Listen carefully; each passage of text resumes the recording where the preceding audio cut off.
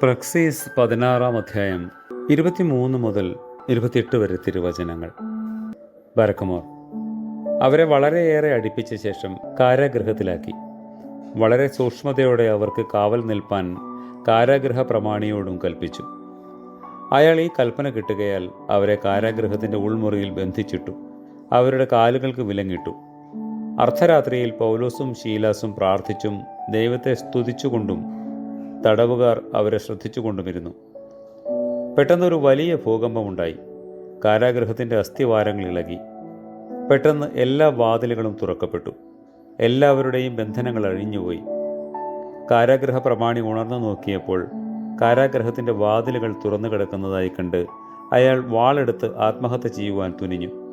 തടവുകാരെല്ലാം ഓടിപ്പോയി എന്നാണ് അയാൾ വിചാരിച്ചത്.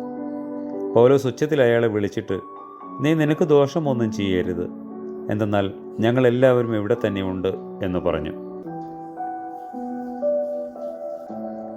ഞങ്ങൾക്ക് വേണ്ടി ക്രൂശിതനായി ഞങ്ങളെ രക്ഷിച്ചവനായ മരണമില്ലാത്തവനെ, നീ പരിശുദ്ധനാകുന്നു.